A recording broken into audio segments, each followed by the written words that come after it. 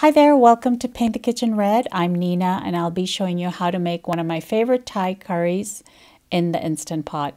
I have quite a few Thai curries on the blog and they're really popular. Green curry is the spiciest of the curries that I make. You may also like to see the video for my Thai red curry, and that one is also really popular. It's a little less spicy than the green curry. I'll go over the ingredients for the Thai green curry and then I'll tell you how to make the recipe.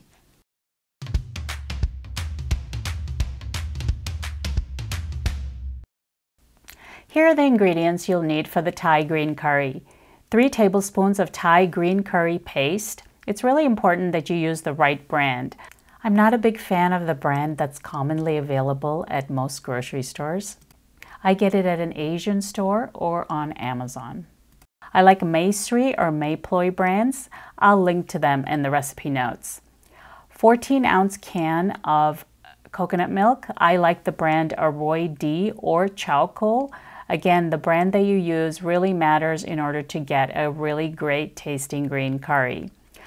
Next, we need 1 teaspoon of coriander powder, half a teaspoon of cumin powder, 1 pound of boneless, skinless chicken thighs sliced into thin bite-sized pieces, 1/4 cup of chicken broth or water, 2 tablespoons of fish sauce. You can use more to taste. Now, fish sauce is salty, so the amount of fish sauce will affect the saltiness of your curry.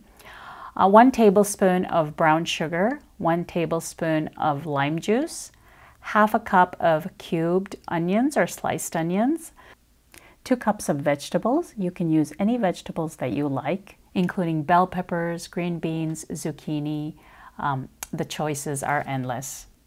4 lime leaves. Lime leaves can be found at the Asian store and they keep really well in the freezer. So I buy it and use it for a long time. If you can't find lime leaves, you can use 1 extra teaspoon of lime juice. And finally, a 1/4 cup of Thai basil leaves. If you can't find Thai basil, you can use just regular Italian basil. You're going to start out by heating up the Instant Pot and adding half the coconut milk. Be careful of any splatter because the Instant Pot's going to be really hot. Add the green curry paste and incorporate the curry paste into the coconut milk. Keep stirring until you get a really thick, bubbly mixture, and that's going to be the base of your curry. While it's bubbling, this mixture can really splatter, and so you may want to protect your countertop by using a splatter screen to prevent a mess. Once you have a nice thick bubbly mixture, you're going to add the powdered spices, the cumin and the coriander, and stir them into the curry paste until they're heated through, just about maybe 20 to 30 seconds. And then you want to add your chicken, the remaining coconut milk, and some broth, about 1/4 cup. You don't really have to add the broth. You can omit it and there should be enough liquid to bring the Instant Pot to pressure. The more broth you add, the thinner the curry is, but you also get more. So if you're feeding, 1 extra person, you can just make it go a little further by adding some broth. I do, depending on the situation, I'll either use the broth or not, so either way works. And then you want to close the lid and program the Instant Pot to pressure cook for 4 minutes. Once the pressure cooking is complete, release the pressure using the quick release method. You could also use natural release if you wanted to. It doesn't really matter because we're using chicken thighs and they stand up to pressure cooking pretty well. Open the lid, be careful of the steam.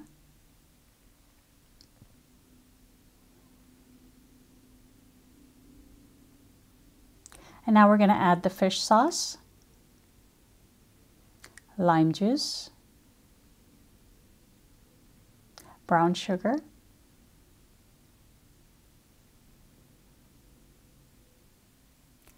onions, and whatever vegetables you choose. In my case, I'm using green beans, Thai eggplant, and bamboo shoots, but you can use any vegetable of your choice. Then I like to crunch up the lime leaves just so they release their oils and stir everything together.